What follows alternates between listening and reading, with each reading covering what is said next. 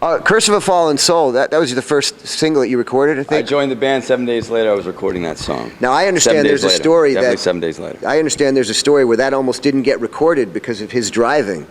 Well, yeah, you know, that was actually later. It almost didn't get completed because of his driving. We were on the way to master it, and we were already late. And Kenny wasn't much of a lead foot. And then I found out that Kenny wore bifocals at the same time. It's before Kenny got the LASIK. So he had some grandfather. Yeah, we were really late already. Then I found out just what, you know, it was, and then I just found out how things were going to go for the rest of my life. So it was all good. Dunkin' Donuts. Dropkick Murphys, you guys have pretty much controlled your music, your product, your destiny for most of all of it. All of it. And a lot of bands haven't had that, you know. Well, they let it go. That privilege, yeah. Hang on to that. Yeah. What kind of input would you say? I mean, obviously the industry's changed a lot, you know, but it's like night and day. Yeah, you guys. They used to buy records. Well, I think when we a good friend of ours, Lars Fredrickson, said, "Make them work for you. You don't work for them. You don't work for the label. You don't work for this and that. They work for you. Make them work for you." Thank you, Lars. Thanks, Lars. I think it's also the hard road, like to do your own stuff and to be hands-on leads to more work, and a lot of people want to just have someone else do it for them, so they're ready to sign anything away in hopes of, you know, I guess we've always had a different approach. I mean, right from the start of the band, it's like, we never once got signed by a label. Like I'm talking about, we started on our own label, Flat Records. None of our early singles that came out on, GMM, PKO, Pogo, all these, smaller, but in that world then popular little record companies, like we never sent them a letter. Will you put this out? They came to us because we were creating our own momentum and doing our own thing, and it got people interested, because people like to see people with motivation, and when someone said, and then when we had Flat Records going, people would always send like a crappy demo and an 8x10 photo, and be like, will you put on my record? I'm like, what the fuck do I care about your 8x10 photo? Like if the first thing you're doing is going to make 8x10 photos in a bio, why don't you try putting out your own music and booking your own shows and doing some stuff before that, you know what I mean? So we've just come. There were some good 8x10s. Yeah, handsome, some great taste. We used to call it demos across America. You put it in the cassette player, and then you'd hear a window start to go down. You knew it was going. And we also got some amazing music too. So. But then we'd drive back and pick it up because we're not litterbugs. That's for all your PCs out there. Signed, sealed, and in blood. People have been going nuts for that, Hell, if freaking NPR did a piece with you guys, 10 years ago, would you imagine NPR? No. NPR wants to do a piece on Dropkick Murphys. Well, no, NPR would have always, that would have been something, and even in the Rat days, maybe they'll want to discuss, our thoughts, but I would have never thought it would happen. It would have been a goal. So, what? The history of the band's career has been a lot of checking off goals that I never thought, right from anything from the places that, sites we've got to see, places we've toured, the fact that we got a Red Sox World Series ring that I wish I remembered to bring to this interview. The people we've met, the people that have guest sang on our albums, like all that stuff is just like, it's pretty mind-blowing, yeah. It's pretty cool. Amazing. What country would you guys love to play that you haven't played before? Do you guys have any place that you guys would love to play? Not counting South America. Yeah, not counting because you're going to South America. Antarctica. No, I will. I never want to go to Russia again. Does that count? Did you guys play in Russia?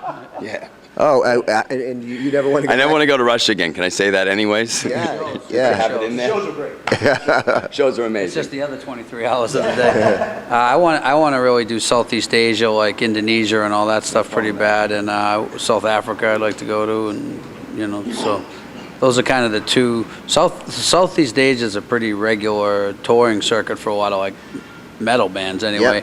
South Africa, not as many people want to go to. I don't know how the shows. I just want to go to be able to use it as a all expenses paid trip to go on see a lion or something, you know. Shark. You don't need to go to South Africa to see great whites anymore. You can just hang out down the Cape or in Plymouth. Sure. A guy lost his arm and his other hand in Australia yesterday. Whereabouts? Melbourne, near Melbourne. Melbourne. Yeah, near Melbourne. Yeah. The thing is, I've been surfing in Australia on a weekend where there were 3 fatal shark attacks. But the beach that you're at has like 1,000 people in the water. So you're saying to yourself, yeah, like even if one hits this week, you go on like the outer beach, you know, in Orleans, and there's like nobody for like a half mile either way, and you're just plopped on your surfboard going, I know there's 20 of them right along this beach. That's a different animal, you know. So yes, Australia is a pretty that actually is probably our favorite place to tour. Love that country. Have you guys played Sydney and Melbourne? Oh, Melbourne, Perth, Adelaide, Kalanga. Yeah. That's awesome. Newcastle. We love that country. But man, there is some stuff that can kill you down there. Spiders, snakes, emus, sharks. In the outback? Yeah, well, anywhere, really. I mean, yeah, jellyfish. Killer jellyfish. Speaking of, I wanted to ask you something, Al. I'm not sure how involved you were, but, you know, anything to say about Scotland being stuck with the UK? You know what? I keep the heck out of all that stuff. As long as Aaron Brew, my family line, the bar soda company is intact, and my legacy is protected, then I'm all right. Okay, I'm all right. Although every time I go there, they won't let me in to check the books, but that's my name, Bar Soda. You speak fluent German? I speak. It was my first language. Yeah, I'm pretty fluent. I mean, and it's you know, I mean, I don't get to speak it every day, but yeah, I can Deutsch schon. Yeah, they speak a lot of German in Germany. They like it in Germany, not so much in Holland. Are you? Yeah, well, when you guys play Berlin, they just well, if you pan the camera over there, you got Mike Reno on the wall, and that's pretty much me in Germany. Right? That's how it dressed. Red leather pants and look out. Yeah. That's awesome. So what you guys are touring Europe next year. Anything happening in between? Is there you guys kind of percolating on any kind of new stuff? We're percolating. Right. You better believe it. I'm percolating. I had 4 espressos. Yeah, it's No, we're going to be writing some tunes. Yeah, bismuth. We got the bismuth going right now. The pink stuff. Yeah, a lot of percolating. Do you guys still do Skinhead on the MBTA? Yes, we do. It's rumored every night. Fun jam. Awesome. Well, if one of you want to wear the real McCoy, this was acquired by an employee at Mattapan Station. That's all I can tell you. Mattapan Station's where I caught my school bus to CM every day, my Mattapan charter. Yeah. How about my first T-shirt? I've been mugged. My first mugging was in Mattapan. You got mugged at Mattapan? Yeah, kidding me? Ken Casey was mugged in Mattapan. Absolutely. That's amazing. My friends all worked at Papagino's and Brothers Deli, so what we do is... Brothers Deli? Yeah, we call in a bunch of fake pizza orders around like 9:45 because they close, and then we'd go get a bunch of pizza and, you know... got a lot of free pizza and occasionally got mugged, but it worked out in our favor on the Simcoe's. Come on, you want to talk Mattapan? Simcoe's hot dogs. Jesus Christ, how many times did I get mugged there? It's a blast from the past. How many people that mugged you did you know? One thing I always want to know, I know Ken Casey's first concert, but I want to ask you guys each your first concert that you went to, and then your first hardcore concert. So I know mine was Jay Giles' Love Stinks tour. I know you saw Jay Giles at Cape Cod Coliseum. What was your first hardcore show? I saw Gang Green. That was my first show, and then where'd you see him? That was in Quincy, and I was probably like 80. Early to mid 80s, somewhere in there. Do you remember the name of the venue? No. Okay. But I will say this: Cape Cod Coliseum is probably the sickest place I ever saw a concert. You ever been to Cape Cod Coliseum? No. I saw the Scorpions. I saw the Scorpions there. Yeah. Probably by far a great venue for the Dropkick Murphys now. Oh yeah. Does it even exist anymore? No, God no, not for 20 years. Is it true that Vince McMahon owned it? 30 years. I'm saying he did. I heard Vince McMahon. He's just saying he did. Yeah, no, we saw some great shows there for sure.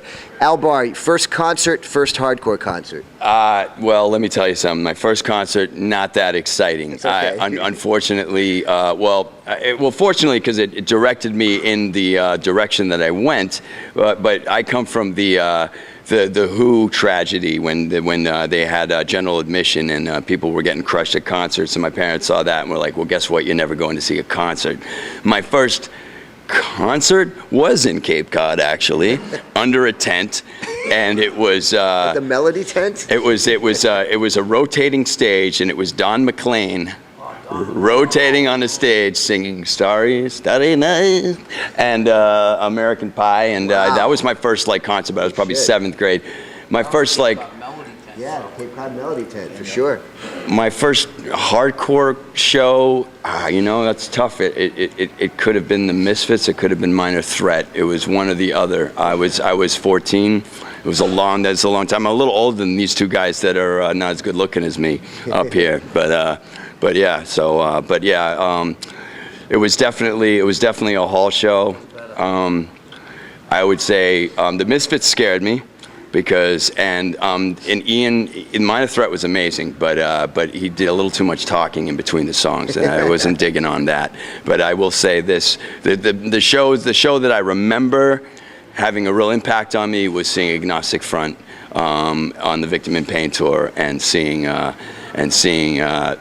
just open with Victim in Pain, and then seeing Void from DC and Murphy's Law, and then there was a giant riot. Dickie Barrett and Jimmy G got in a fight because they were enemies at the time, and it was a who's who of hardcore that day. It was crazy. And I was a kid from New Hampshire. It was on the flyer. It said skins were free.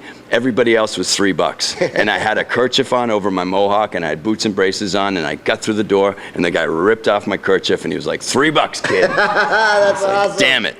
That's great. That's a good one. And to not to kill you with the story, but there had been the McDonald's massacre about a month earlier, and I'll never forget rolling up to the venue, and there was a kid sitting on the steps with a brown paper bag with a 40-ounce drinking, and he had a McDonald's uniform, and he had painstakingly put bullet holes and blood all over it, and he had a little name tag and the burger hat and everything, and I was like, wow, That's it's a little soon, isn't it? Anyways.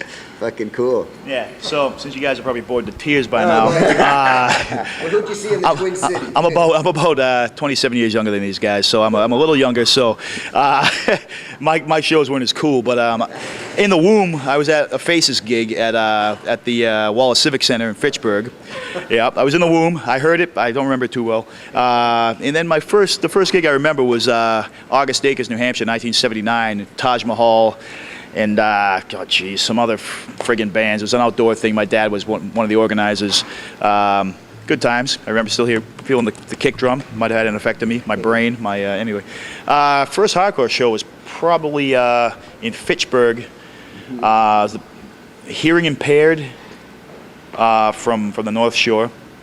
And Din Mak from God knows where, I forget where, and Backbone, who the singer later went on to be, he sings for Bane now. Right. Old Aaron Bedard there, my boy.